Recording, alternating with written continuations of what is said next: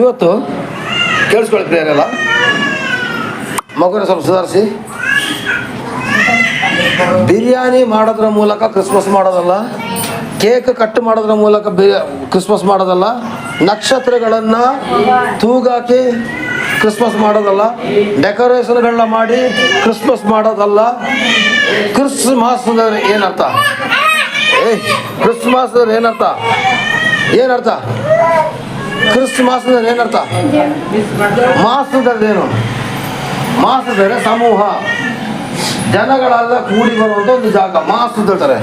ಪ್ರಾರ್ಥನೆಗಾಗಿ ಕೂಡಿ ಬರುವಂಥ ಜಾಗಗಳಿಗೆ ಮಾಸ್ ಅಂತ ಹೇಳ್ತಾರೆ. ಏನು? ಮಾಸ್. ಮಾಸ್ ಮುಂದೆ ಕ್ರೈಸ್ತ ಹಾಕಿದ್ರೆ ಏನಾಯ್ತು? ಕ್ರಿಸ್ ಮಾಸ್ ಅಂದರೆ ಕ್ರಿಸ್ತನನ್ನು ಆರಾಧಿಸೋದಕ್ಕಾಗಿ ಸೇರಿ ಬರುವ ಸ್ಥಳ. ಕ್ರಿಸ್ಮಸ್ ಅಂದರೆ ಯೇಸು ಕ್ರಿಸ್ತನ ಹುಟ್ಟದ ಹಬ್ಬದ ದಿವಸ ಅಲ್ಲ. ಕೇಳಿಸ್ಕೊಳ್ಳಿ ಚೆನ್ನಾಗಿ.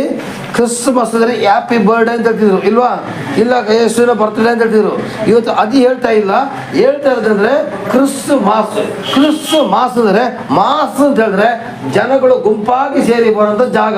ಆ ಮಾಸ್ ಅಂತ ಹೇಳಿದ್ರೆ ಪ್ರಾರ್ಥನಾ ಮಂದಿರಗಳಿಗೆ ಹೇಳ್ತಾರೆ.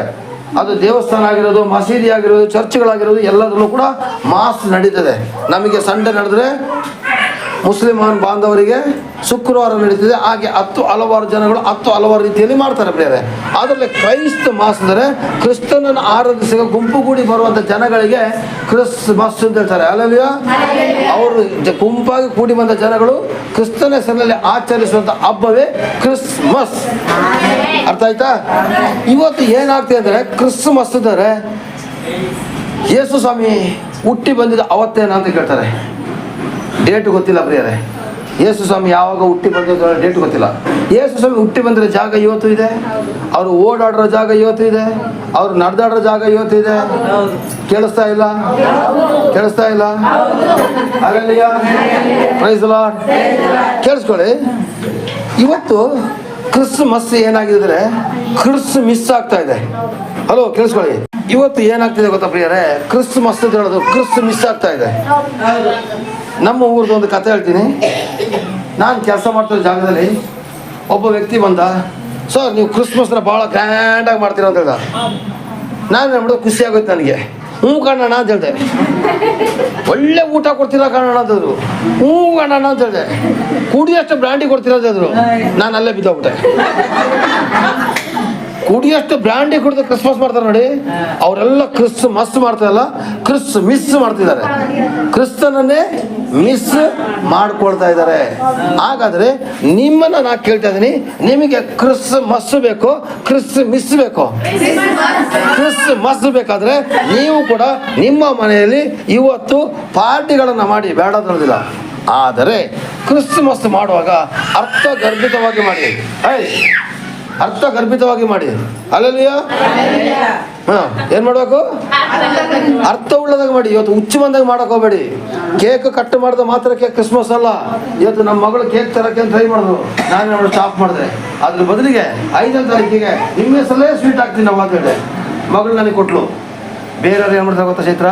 ಹಠ ಮಾಡ್ತಾರೆ, ನಮ್ಮ ಹೆಸರು ಕೇಕ್ ಕಟ್ ಮಾಡಿ. ಕೇಕ್ ಕಟ್ ಮಾಡ್ತೀರಾ, ಅದ್ರ ಮೇಲೆ ಇರೋದು ಪಾಯ್ಸನ್ ಕ್ರೀಮ್ ಗೊತ್ತಾ? ಆರೋಗ್ಯಕ್ಕೆ ಹಾಳು ಗೊತ್ತಾ ನಿಮಗೆ?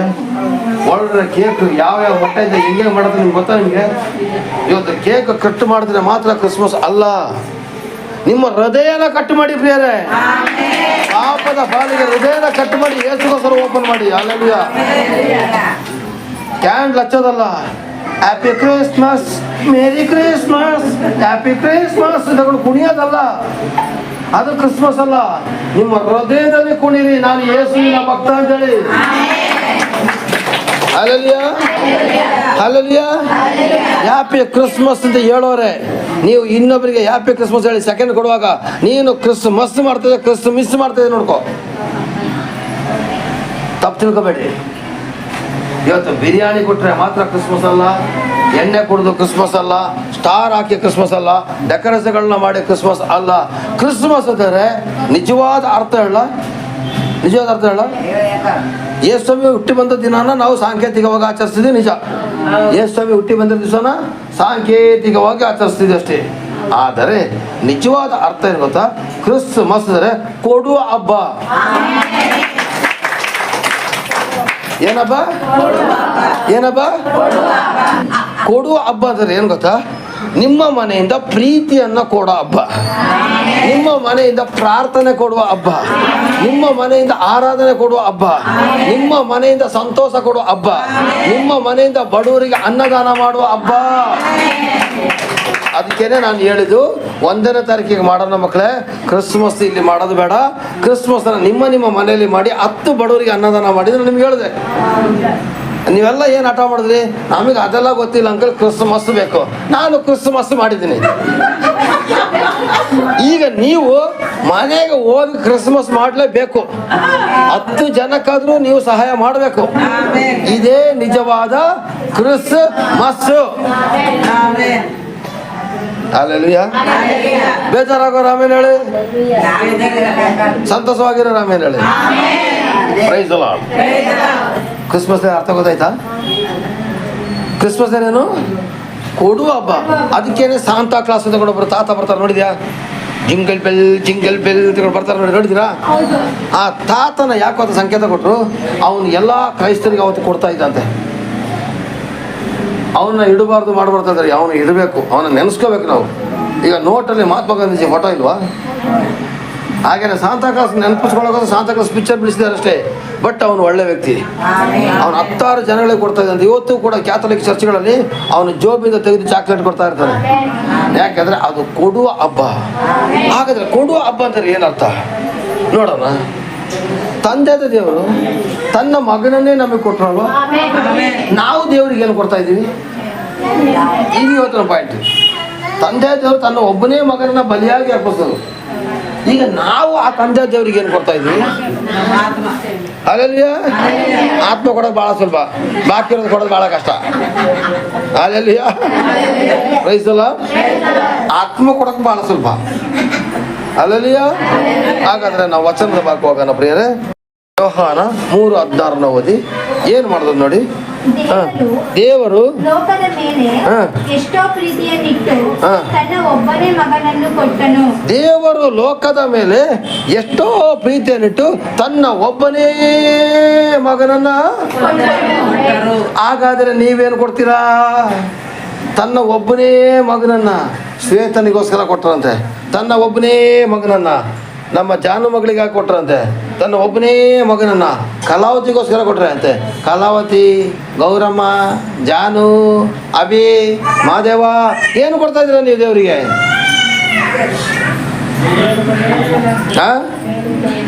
ಯೋಚನೆ ಮಾಡಿ, ನೀವೇನು ಕೊಡ್ತೀವಿ? ಅಟ್ಲೀಸ್ಟ್ ದಿನಕ್ಕೆ 1 ಗಂಟೆ ಆದರೂ ಪ್ರಾರ್ಥನೆ ಕೊಡ್ತಾ ಇದ್ದೀರಾ? ಅಟ್ಲೀಸ್ಟ್ 1 ಗಂಟೆ ಆದರೂ ಸರ್ವಶಕ್ತನಿಗೆ ನಿಮ್ಮ ಪ್ರಾರ್ಥನೆ ಕೊಡ್ತಾ ಇದ್ದೀರಾ? ನಿಮಗೋಸ್ಕರ ಅವರು ಪ್ರಾಣವನ್ನೇ ಕೊಟ್ಟರು.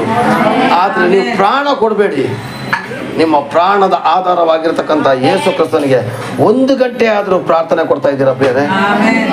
ಇದನ್ನ ಸ್ವಾಮಿ ಕೇಳಿದ್ರೆ ಆಮೇನಲ್ಲ, ಕೊಡ್ತಾ ಇದ್ದೀರಾ ಅಂತ ಕೇಳಿದ್ರು. ಅಲ್ಲೆಲ್ಲಿಯಾ ಕೊಡ್ತಾ ಶ್ವೇತ ಕೊಡ್ತಾ ಇದ್ದಾಳಂತೆ. ವೆರಿ ಗುಡ್, ಚಪ್ಪಾಳೆ. ಒಬ್ಬಳಾದ್ರೂ ಇದ್ದಾರೆ. ಅಲ್ಲೆಲ್ಲಿಯಾ ಅಲ್ಲೆಲ್ಲಿಯಾ. ನನ್ನ ಮಗಳು ಒಬ್ಬಳಾದ್ರೂ ಇದ್ದಾರೆ. ಅಲ್ಲೆಲ್ಲಿಯಾ. ಅರ್ಧ ಗಂಟೆ ಕೊಡ್ತಾರಂತೆ. ನೀವು ನಂಬಿದ್ರೆ ನೀವು ಬಿಟ್ಟರೆ ಬಿಡಿ. ನಾನು ಯೇಸು ಮುಂದೆ ಹೇಳ್ತೀನಿ, ದಿನಕ್ಕೆ 5 ರಿಂದ 6 ಗಂಟೆ ದೇವ್ರಿಗೆ ಕೊಡ್ತೀನಿ ನಾನು. ಅಲ್ಲೆಲ್ಲಿಯಾ. ಸೆಕ್ಯೂರಿಟಿ ಗಾರ್ಡ್ ಕೆಲಸ ಮಾಡ್ಕೊಂಡು ನಾನು ಕೊಡ್ತಾ ಇದ್ದೀನಿ. ಅಲ್ಲೆಲ್ಲಿಯಾ. Praise the Lord. ನೀವೆಷ್ಟು ಗಂಟೆ ಕೊಡ್ತೀರಾ ನೋಡೋಣ ಇನ್ನು ಮುಂದಕ್ಕೆ. ಪ್ರಾರ್ಥನೆ ಕಡಿಮೆ ಇಲ್ಲಾಂದ್ರೆ ಪಿಚಾಚಿ ಬರ್ತದೆ. ಏನು ಬರ್ತದೆ? ಏನು ಬರ್ತದೆ? ಬಾಯ್ ಬಿಡ್ರವ. ಪ್ರಾರ್ಥನೆ ಜಾಸ್ತಿ ಮಾಡಿದ್ರೆ ಯಾರು ಬರ್ತಾರೆ?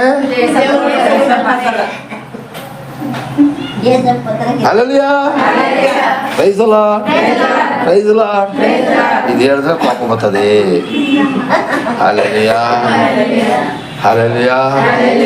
ಪ್ರಾರ್ಥನೆ ಮಾಡುವವನು ಪರಿಶುದ್ಧವಾಗಿ ಜೀವಿಸುವಾಗ ಪರಿಶುದ್ಧ ದೇವರು ಬಂದು ನಿಮ್ಮನ್ನು ಕಾಪಾಡ್ತಾರೆ ಕಣ್ರಿ. ಹಾಗಾದ್ರೆ ದೇವರು ಲೋಕದ ಮೇಲೆ ಎಷ್ಟೋ ಪ್ರೀತಿ ನಟಿ. ಇಷ್ಟು ಪ್ರೀತಿ ಅಲ್ಲ, ಇಷ್ಟು ಪ್ರೀತಿ ಅಲ್ಲ, ಇಷ್ಟು ಪ್ರೀತಿ ಅಲ್ಲ, ಎಷ್ಟೋ ಪ್ರೀತಿಯನ್ನಿಟ್ಟು ತನ್ನ ಒಬ್ಬನೇ ಮಗನನ್ನ ಬಲಿ ಕೊಟ್ಟರಂತೆ. ನೆಕ್ಸ್ಟ್ ಅದಪ್ಪ. ಅದನ್ನು ನಂಬುವ ಒಬ್ಬನಾದರೂ ನಾಶವಾಗದೆ ಎಲ್ಲರೂ ನಿತ್ಯ ಜೀವವನ್ನು ಪಡೆಯಬೇಕೆಂದು ಆತನನ್ನು ಕೊಟ್ಟನು. ಆತನನ್ನು ನಂಬುವ ಒಬ್ಬನಾದರೂ ನಾಶವಾಗೋದಿಲ್ಲ. ಹಲ್ಲೆಲೂಯಾ. ಆತನನ್ನು ನಂಬುವ ಒಬ್ಬನಾದರೂ ನಾಶವಾಗದೆ ನಿತ್ಯ ಜೀವವನ್ನು ಪಡೆಯಬೇಕೆಂದು ಆತನನ್ನು ಕೊಟ್ಟನು. ಕೇಳಿಸ್ತಾ ಇದೆಯಾ? ಓದಿರೋ ಮಾತಾಡ್ಬೋದಲ್ವಾ?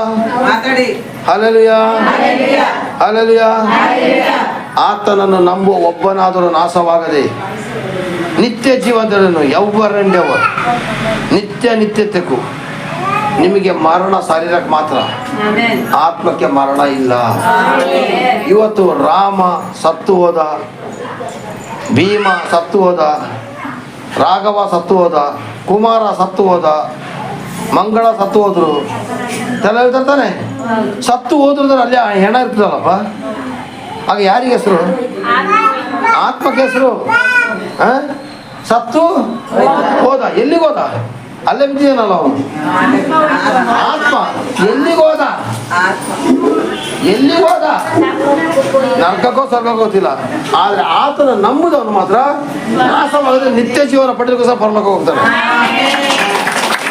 ನಿಮ್ಮನ್ನ ಪರಲೋಕಕ್ಕೆ ಕಳಿಸಲಿಕ್ಕೋಸ್ಕರ ಯೇಸು ಸ್ವಾಮಿನೇ ತನ್ನ ತಂದೆ ದೇವರು ಕೊಟ್ಟರು. ಹಾಗಾದ್ರೆ ನೀವು ಯೇಸು ಸ್ವಾಮಿಗೆ ಏನು ಕೊಡ್ತಾ ಇದ್ದೀರಾ? ಏನು ಕೊಡ್ತಾ ಇದ್ದೀರಾ ಪ್ರಿಯರೇ? ಪ್ರೀತಿ ಕೊಡ್ತಾ. ಯಾರಿಗೆ? ಯೇಸುಗೆ. ಪಕ್ಕದ ಮನೆಯವ್ರಿಗೆ ಯಾಕೆ ಪ್ರೀತಿ ಕೊಡ್ತಾ ಇಲ್ಲ? Hallelujah, praise lord. ನೆಕ್ಸ್ಟ್ ಕೆಳಗಡೆ ವಾಕ್ಯ ಓದಿ. ಇವತ್ತು 13, 16ರಿಂದ 18ರವರೆಗೆ ಓದೋಣ. ಸ್ವಲ್ಪ ಜೋರಾಗಿ ಓದಿ. ದೇವರು ತನ್ನ ಮಗನ ಮುಖಾಂತರ ಲೋಕಕ್ಕೆ ರಕ್ಷಣೆಯಾಗಬೇಕೆಂದು ಆತನನ್ನು ಕಳುಹಿಸಿಕೊಟ್ಟನೇ. ನೋಡು, ಕೊಟ್ಟನು ಅಂತ ಬರ್ತಾ ಇದೆ. ಏನ್ ಬರ್ತಾ ಇದೆ? ಕೊಟ್ಟನು ಅಂತ ಬರ್ತಾ ಇದೆ. ಮೊದಲು ಒಂದ್ಸಲ ಕೊಟ್ಟರು ಏನು? ತನ್ನ ಮಗನನ್ನ. ಎರಡನೇ ಕೊಟ್ಟರೇನು? ನಿತ್ಯ ಜೀವ ಪಡಿಬೇಕಂತ ಆತನ ಕೊಟ್ಟರು. ಮೂರನೇದು ಕೊಟ್ಟರು ಆತನ ಮಗನ ಮುಖದ ರಕ್ಷಣೆ ಆಗಬೇಕೆಂದು ಕಳಿಸಿ ಕೊಟ್ಟನು ಹೊರತು ತೀರ್ಪು ಮಾಡಬೇಕಲ್ಲ.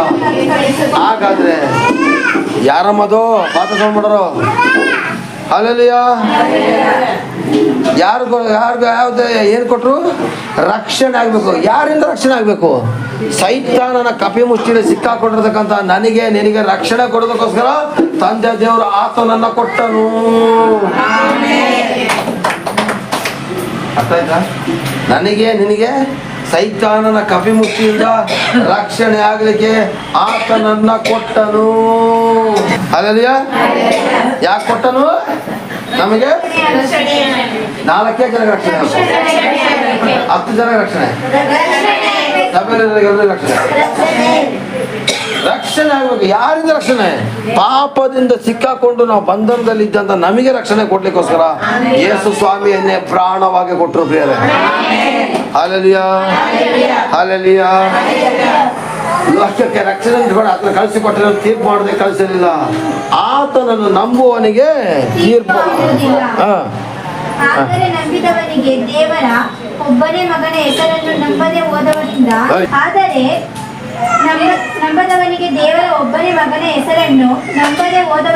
ಆಗಲೇ ತೀರ್ಪು ಆಗಿ ಹೋಯಿತು.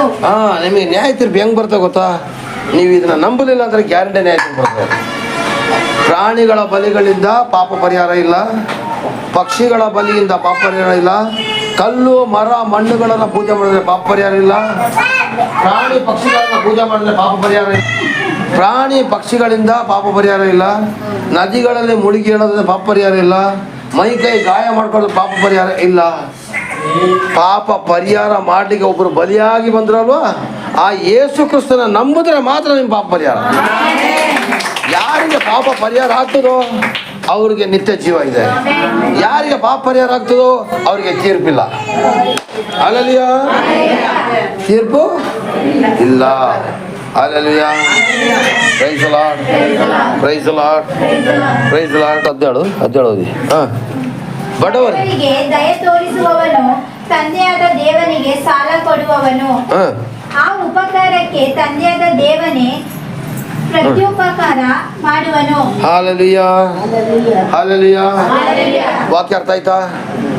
ಬಡವರಿಗೆ ದಯೆ ತೋರಿಸುವವನು ತಂದೆಯಾದ ದೇವರಿಗೆ ಸಾಲ ಕೊಟ್ಟಾಗಂತೆ. ಹಾಗಾದ್ರೆ ನೀವು ಒಬ್ಬ ಬಡವನಿಗೆ ಒಂದಿಷ್ಟು ಅನ್ನ ಹಾಕ್ರಿ, ದೇವರಿಗೆ ನೀವು ಸಾಲ ಕೊಟ್ಟಂಗೆ ಕಣ್ರಿ. ಹಲ್ಲೆಲೂಯಾ. ದೇವರು ಸಾಲ ತಗೊಳ್ತಾರ? ಆದ್ರೆ ನೀವು ಹೆಲ್ಪ್ ಮಾಡಿದಾಗ ಸಾಲ ತಗೊಂಡಂಗಂತೆ. ಯೋಚನೆ ಮಾಡಿ ನಮ್ಮ ದೇವ್ರು ಎಂಥ ದೇವ್ರು ಅಂತೇಳಿ. ಹ್ಯಾಪಿ ಕ್ರಿಸ್ಮಸ್ ಕೇಕ್ ತಿನ್ನೋ ಪಕ್ಕದ ಮನೆ ಮಗು ಬಂದ್ರು ಸಾಕು, ಮಗು ಮಗು ಮಗು ಅವನು ಅವರೆಲ್ಲ ಹೋದ್ಮೇಲೆ ಕೇಕ್ ಕಟ್ ಮಾಡೋಣ ಕಡೆ. ಕೆಲವೊಂದು ಮನೆಗಳಲ್ಲಿ ಮಾಂಸ ಮಾಡಿರ್ತಾರೆ, ಬಂದ್ಬಿಟ್ರು ಇವರೆಲ್ಲ ಹೋದ್ಮೇಲೆ ಮಾಂಸ ತಿನ್ನೋಣ. ಅಲ್ಲಿಂದ ಎಲ್ಲ ಹೋದ್ಮೇಲೆ ಹ್ಯಾಪಿ ಕ್ರಿಸ್ಮಸ್ ಅಲ್ಲಿ ಹೋಯ್ತು, ಒಂದು ಪೀಸ್ ಮಾಂಸದಲ್ಲಿ ನಿಂದು ಆಶೀರ್ವಾದ ಹೋಯ್ತು, ಒಂದು ಪೀಸ್ ಮಾಂಸದಲ್ಲಿ ನಿನ್ನ ಆಶೀರ್ವಾದ. ಕ್ರಿಸ್ಮಸ್ ದಿವಸ ಮಾತ್ರ ದಾನ ಮಾಡೋದಲ್ಲ, ಬಾಕಿ ಇರೋ ದಿವಸನೂ ಮಾಡಬೇಕು. ಇವತ್ತು ಏನಾಗ್ತಿದೆ, ಶ್ರೀಮಂತರು ಬಂದಾಗ ಮನೆಯಲ್ಲಿ ಕೋಳಿ ಕಟ್ ಮಾಡ್ತೀವಿ, ಅದೇ ಬಡವ ಬಂದರೆ ಬೇಳೆ ಸಾಂಬಾರನ್ನು ತಿನ್ನಿಸ್ಬಿಟ್ಟು ಕಳಿಸ್ತೀವಿ. ನಿಜಾನ ಸುಳ್ಳ? ನಿಜ ತಾನೆ. ಬಡವ ಬಂದರೆ ಮಾಡೋದೇ ಇಲ್ಲ, ಶ್ರೀಮಂತ ಬಂದರೆ ಸಾಕು. ನೀವು ಗ್ರಾಮ ಪಂಚಾಯತ್ ಅಧ್ಯಕ್ಷ, ನಿಮ್ಮ ಮನೆಗೆ ಬಂದ್ಬಿಟ್ರೆ ಇಟ್ಕೋತೀವಿ, ನೀ ಏನು ಮಾಡ್ತೀಯಾ? ಇರೋ ಕೋಳಿ ಇರೋದ್ರೆ ಪಕ್ಕದ ಮನೆ ಕೋಳಿನ ಎತ್ಕೊಂಬಂದು ಕತ್ತರಿಸ್ಬಿಟ್ಟು ಕೊಡ್ತೀಯ. ನಿಜ ಅಲ್ವಾ? ಅದೇ ಬಡವ ಬಂದರೆ ನೀನು ಮಾಮೂಲಿ ಮಾಡಾಕ್ತೀಯ. ಬಡವ ಬಂದಾಗ 4 ಪೀಸ್ ಚಿಕನ್ ಮಾಡಿ, ಶ್ರೀಮಂತ ಬಂದಾಗ ಮಾಮೂಲಿ ಬೇಳೆ ಸಾಂಬಾರೇ ಕಳಿಸಿ. ಅಲ್ಲೆಲ್ಲೂಯ್ಯ. ತಮ್ಮಯ್ಯ ಅಂತ ಹೇಳ್ತೀನಿ, ದಯವಿಟ್ಟು ತಾರತಮ್ಯ ಮಾಡಕ್ಕೆ ಹೋಗ್ಬೇಡಿ. ಬಡವ ಶ್ರೀಮಂತ ಅಂತ ತಾರತಮ್ಯ ಮಾಡಲಿಲ್ಲ, ನನ್ನ ದೇವರು ಎಲ್ಲರನ್ನ ಏಕ ರೀತಿಯಾಗಿ ಕಂಡ್ರು. ಅಲ್ಲೆಲ್ಲೂಯ್ಯ. ಹಾಗೆ ನೀವು ಕೂಡ ಪ್ರತಿಯೊಬ್ಬರನ್ನ ಏಕ ರೀತಿಯಾಗಿ ಕಾಣಬೇಕು. ಇದೇ ಕ್ರಿಸ್ಮಸ್ ಇಲ್ವಾ? ಕೇಳಿಸ್ತಾ ಇಲ್ಲ? ಮಿಸ್ ಅಲ್ಲಲ್ಲಿಯೋ ಕ್ರಿಸ್ಮಸ್ ಬೇಕೋ ಕ್ರಿಸ್ಮಸ್ ಬೇಕೋ ನಿಮ್ಮ ಚಾಯ್ಸ್, ನಿಮಗೆ ಬಿಟ್ಟಿದ್ದು. Praise Lord. ಬೇಜಾರಾಗ್ತದಲ್ಲ? ಬಡವರಿಗೆ ಸಹಾಯ ಮಾಡೋನು ದೇವರಿಗೆ ಸಾಲ ಕೊಟ್ಟಂಗಂತೆ. ಆಗ ದೇವರಿಗೆ ಸಾಲ ಕೊಡೋಷ್ಟು ದೊಡ್ಡವರು ನಾವು ಯಾವಾಗ ಆಗ್ತೀವಿ ಗೊತ್ತಾ? ಬಡವರಿಗೆ ಸಹಾಯ ಮಾಡಿದಾಗ, ದೇವ್ರೆ ನೀನು ಸಾಲ ಕೊಡ್ತೀನಿ ಹಂಗಾಗ ಮರ್ಯಾದೆ ವಾಪಸ್ ಕೊಡೋದು ಕೇಳಬೇಡಿ. ಅವ್ರು ಏನು ಮಾಡ್ತಾರೆ, ಕೆಳಗಡೆ ವಾಕ್ಯ ಓದಿ, ಆ ಯೆಹೋವನೇ ಅದಕ್ಕೆ ಏನು ಮಾಡ್ತಾರಂತೆ, ಆ ಉಪಕಾರಕ್ಕೆ ಯೆಹೋವನೇ ಪ್ರತ್ಯುಪಕಾರ ಮಾಡುವನು. ನಿಮಗೆ ದೇವರ ಪ್ರತ್ಯುಪಕಾರ ಬೇಕಾ? ಒಬ್ರಿಗೆ ಮಾತ್ರ. ದೇವರ ಪ್ರತ್ಯುಪಕಾರ ಬೇಕಾ? ದೇವರಿಗೆ ಸಾಲ ಕೊಡಿ. ದೇವರಿಗೆ ಸಾಲ ಕೊಡ್ಬೇಕಾ? 10 ಜನಕ್ಕೆ ಹೆಲ್ಪ್ ಮಾಡಿ. Praise Lord. Praise Lord. ಶೋಭಕ್ಕ ಕೈ ಕೆರ್ಕೊಳ್ತಿದ್ದಾಳೆ, ನಾನು ಯಾರಿಗವ್ವ ಹಾಕೊಟ್ಲಿ, ಯಾರಿಗವ್ವ ಹಾಕೊಟ್ಲಿ. ಹಲ್ಲೆಲೂಯಾ. Praise Lord. ಬಾಡಿಗೆ ಅವನು ಬಿಟ್ಬಿಡಿ. ಹಲ್ಲೆಲೂಯಾ. Praise lord. ಬೇಜಾರಾಗ್ತಾ ಇರೋರು ಆಮೇಲೆ ಹೇಳಿ, ನೀವು ಇದನ್ನ ಮಾಡಲೇಬೇಕು. ಮಾಡಿದ್ರೆ ಮಾತ್ರ ಆಶೀರ್ವಾದ. Price lord. ಮಟನ್ ಚಿಕನ್ ಯಾವತ್ತಾದ್ರೂ ನಿಮ್ಮ ಮನೇಲಿ ಮಾಡಿದಾಗ ಪಕ್ಕದ ಮನೆ ಮಗು ಬಂದಾಗ ಓಡಿಸ್ಬಿಟ್ಟು ನೀವು ತಿನ್ನಬೇಡಿ. ಆ ಮಗುಗೆ ಒಂದು ಪೀಸ್ ಹಾಕಿ ತಿನ್ನಿ. ನಿಮ್ಮ ಮಗು ಪಕ್ಕದ ಮನೆ ಮಗು ಆಟ ಆಡ್ತಿರುವಾಗ ಬಾರ ಇಲ್ಲಿ ಕರೆದ್ಬಿಟ್ಟು ಆ ಮಗುಗೆ ಮಾತ್ರ ಬಿಸ್ಕೆಟ್ ಹಾಲು ಕೊಡ್ಬಿಟ್ಟು ಆ ಮಗನ ಬೀದಿಲಿ ಆಟಾಡಿಸ್ಬೇಡಿ. ಆ ಮಗುಗೂ ಬಿಸ್ಕೆಟ್ ಕಾಪಿ ಕೊಡಿ. ದಿನ ಬರ್ತದೆ ಅಂಕಲ್ ರೋಗ ಅಂತ ಹೇಳ್ಬೇಡಿ, ದಿನ ಬರಲಿ. ಚಿಕ್ಕ ಮಕ್ಕಳಂತೆ ಆಗದ್ರೆ ನೀವು ದೇವರ ರಾಜ್ಯಕ್ಕೆ ಸೇರಲಾರಿದ್ದ ಮತ್ತೆ 18ರ ಅಧ್ಯಾಯ ಓದ್ಬಿಡಿ, ತೆಗೆದ್ಬಿಡಿ. ತಗೊಳ್ಳಿ ಮತ್ತೆ 18ರ ಅಧ್ಯಾಯ ನಿಮಗೆ ತೋರಿಸ್ಬಿಡ್ತೀನಿ ನಾನು. 18ರ ಅಧ್ಯಾಯ ಒಂದು ಓದ್ರಪ್ಪ, ಓದವ. ಹಾಂ ಓದಿ. ಮತ್ತೆ 18, 1, 2, 3. ಆ ವೇಳೆ ಶಿಷ್ಯರು ಜಾನ್ ಓದಪ್ಪ, ಜಾನ್ ಓದು. ಶಿಷ್ಯರು ಯೇಸುವಿನ ಬಳಿಗೆ ಬಂದು ಪರಲೋಕ ರಾಜ್ಯದಲ್ಲಿ ಯಾವನು ಹೆಚ್ಚಿನವನು, ಪರಲೋಕ ರಾಜ್ಯದಲ್ಲಿ ಯಾರು ಹೆಚ್ಚಿನವನು ದೊಡ್ಡವನು ಎಂದು ಕೇಳಲು ಆತನು ಚಿಕ್ಕ ಮಗುವನ್ನು ಹತ್ತಿರಕ್ಕೆ ಕರೆದು, ಆ ಚಿಕ್ಕ ಮಗುವನ್ನು ಹತ್ತಿರ ಕರೆದು ಅವರ ನಡುವೆ ನಿಲ್ಲಿಸಿ ಅವರಿಗೆ, ನೀವು ತಿರುಗಿಕೊಂಡು ಚಿಕ್ಕ ಮಕ್ಕಳಂತೆ ಆಗದೆ ಹೋದರೆ ನೀವು ಪರಲೋಕ ರಾಜ್ಯದಲ್ಲಿ ಸೇರುವುದೇ ಇಲ್ಲವೆಂದು ನಿಮಗೆ ಸತ್ಯವಾಗಿ ಹೇಳುತ್ತೇನೆ. ಗೊತ್ತಾಯ್ತಾ? ಚಿಕ್ಕ ಮಕ್ಕಳ ಥರ ನೀವು ಆಗ್ಲಿ ಅಂದರೆ ಸ್ವರ್ಗಲೋಕಕ್ಕೆ ನೀವು. ನಾವೀಗ ಯಾರ ಥರ ಆಡ್ತೀವಿ? ಯಾರ ಥರ ಆಡ್ತೀವಿ ಈಗ? ಈಗ ಯಾರ ಥರ ಆಡ್ತೀವಿ? ದೊಡ್ಡ ಮಕ್ಕಳ ಥರ ಆಡ್ತೀವಿ. ಚಿಕ್ಕ ಮಕ್ಕಳ ಥರ ಆಗದೆ ಹೋದ್ರೆ ನಿಮಗೆ ಪರಲೋಕ ರಾಜ್ಯ ಇಲ್ಲ. ಯಾವನಾದರೂ ನನ್ನ ಹೆಸರು ಚಿಕ್ಕ ಮಗು ಸೇರಿಸಿಕೊಂಡ್ರೆ ನನ್ನನ್ನು ಸೇರಿಸಿಕೊಂಡ ಹಾಗಾಯಿತು. ಹಾಗಾದರೆ ಚಿಕ್ಕ ಮಕ್ಕಳನ್ನ ಸೇರಿಸ್ಕೊಂಡ್ರೆ ದೇವ್ರನ್ನ ಸೇರಿಸ್ಕೊಂಡಾಗೆ. ಅದಕ್ಕೇನೆ ಬೆಳಿಗ್ಗಿಂದ ಸೇನೆ ಬದಲಾಗಿ ಹಾಗೇ ಮಗುನ ಸೇರಿಸ್ಕೊಳ್ತಾ ಇರೋದು. ಯಾಕೆ? ಚಿಕ್ಕ ಮಗನ ಸೇರಿಸ್ಕೊಂಡ್ರೆ ಏಸೆಲ್ಲ ಸೇರಿಸ್ಕೊಂಡಾಗೆ ಅಂತೇಳಿ ಅರ್ಥ ಮಾಡ್ಕೊಳ್ಳಿ ಪ್ರಿಯರೇ. ತಾರತಮ್ಯಗಳು ಬೇಡ ಪ್ರಿಯರೇ. ಬಡವ ಬಲ್ಲಿದ ಕರ್ರಗಿದ್ದಾನೆ ಬೆಳ್ಳಗಿದ್ದಾನೆ ಅವನು ಆ ಥರ ಈ ಥರ ದೊಡ್ಡ ಭಾವನೆ ಬಿಟ್ಬಿಡಿ. ಎಲ್ಲರನ್ನೂ ಪ್ರೀತಿ ಮಾಡಬೇಕು. ಯಾರ ಕರ್ರಿಗೆ ತುಂಬ ಇದ್ದಾರೋ ಅವ್ರನ್ನ ತುಂಬ ಪ್ರೀತಿ ಮಾಡಿ. ಯಾರು ಅಲ್ಲು ಬೀನೋ ಅವ್ರನ್ನ ತುಂಬ ಪ್ರೀತಿ ಮಾಡಿ. ಯಾರು ಕಣ್ಣು ಕೋಸೋ ಅವ್ರನ್ನ ತುಂಬ ಪ್ರೀತಿ ಮಾಡಿ. ಯಾರು ಲಕ್ಕೋರ್ದಿದೆಯೋ ಅವ್ರನ್ನ ತುಂಬ ಪ್ರೀತಿ ಮಾಡಿ. Hallelujah, hallelujah. ರೂಮಿಂದ ಒಂದು ಹಾಲೆಲೂಯಾ, ರೂಮಿಂದ ಒಂದು ಹಾಲೆಲೂಯಾ, ಈ ರೂಮಿಂದ ಒಂದು ಹಾಲೆಲೂಯಾ, ರಾಜ ಮಕ್ಕಳ ಕೈಯಿಂದ ಒಂದು ಹಾಲೆಲೂಯಾ. ಬೇಜಾರಾಗ್ತಿದೆ? ಹಾಗಾದರೆ ಒಂದು ಚಿಕ್ಕ ಒಂದು ಸಂದೇಶ ನಾನು ಕೊಡ್ತೀನಿ. ಇದನ್ನು ನೀವೆಲ್ಲ ಪೂರ್ತಿ ಓದಬೇಕು. ವಿವರಿಸೋದಕ್ಕಿಂತ ಓದುವಾಗ ಚೆನ್ನಾಗಿ ಅರ್ಥ ಮಾಡ್ಕೊಳ್ಳಿ. ಇದೇ ನಿಜವಾದ ಕ್ರಿಸ್ಮಸ್. ಮತ್ತಾಯ 25ನೇ ಅಧ್ಯಾಯ. ಇದೇ ನಿಜವಾದ ಕ್ರಿಸ್ಮಸ್ ಪ್ರಿಯರೇ. ಮತ್ತಾಯ 25ನೇ ಅಧ್ಯಾಯ 31ರಿಂದ 46ರವರೆಗೆ ಮಕ್ಕಳ ಗಲಾಟೆ ಮತ್ತು ಸಭೆಯಲ್ಲಿ ಜನಗಳು ಕೂರ್ಲಿಕ್ಕೆ ಕರೆಕ್ಟಾಗಿ ಜಾಗದ ವ್ಯವಸ್ಥೆ ಇಲ್ಲದಿರುವ ಕಾರಣಕ್ಕಾಗಿ ತುಂಬಿದಂಥ ಕಾರಣಕ್ಕೋಸ್ಕರ ಸ್ವಲ್ಪ ಶಬ್ದದ ತೊಂದರೆಯಿಂದ ಇದನ್ನು ವಿವರಿಸಲಿಕ್ಕೆ ಆಗಲಿಲ್ಲ. ದಯವಿಟ್ಟು ಕ್ಷಮಿಸಿ. ವಿವರಿಸಲು ಆಗಲಿಲ್ಲ, ದಯವಿಟ್ಟು ಕ್ಷಮಿಸಿ. ಇದನ್ನು ದಯವಿಟ್ಟು ಓದಿ. ಇದನ್ನು ಓದಿದಾಗ ನಾವು ಕೂಡುವ ಹಬ್ಬ ಏಕೆ ಮಾಡಬೇಕು ಅಂತ ಹೇಳೋದನ್ನು ಇದ್ರ ಬಗ್ಗೆ ತಿಳಿಯಲ್ಪಡ್ತದೆ ಪ್ರಿಯರೇ. Praise the Lord. ನಾನು ಆಗಲೇ ನಿಮ್ಗೆ ಹೇಳಿದೆ, ಕೊಡುವ ಹಬ್ಬ. ಕ್ರಿಸ್ಮಸ್ ಯಾವ ಹಬ್ಬ? ಕೊಡುವ ಹಬ್ಬ. ಅಂದರೆ ಬರೀ ಕಾಣಿಕೆ ಲೆಕ್ಕ ಹಾಕಬೇಡಿ. 10 ಜನಗಳಿಗೆ ನೀವು ಯೇಸು ಕ್ರಿಸ್ತನ ಸುವಾರ್ತೆಯನ್ನು ಕೊಡಬೇಕು, ಪ್ರಾರ್ಥನೆ ಕೊಡಬೇಕು, ಊಟದ ವ್ಯವಸ್ಥೆ ಮಾಡಬೇಕು. ಅಟ್ಲೀಸ್ಟ್ 1 kg ಸಾವಿಗೆ ತಂದು ಪಾಯಸ ಮಾಡಿದ್ರೆ ಒಬ್ಬರಿಗೆ ಕೊಡಿ, ಮಾಡಿ. ಇವತ್ತು ಕ್ರಿಸ್ಮಸ್ ಇದ್ದಾರೆ. 10 ಜನಗಳಿಗೆ ನೀವು ಸಿಹಿಯನ್ನು ಹಂಚಿ ಕ್ರಿಸ್ತನ ಬಗ್ಗೆ ತಿಳಿಸಿ.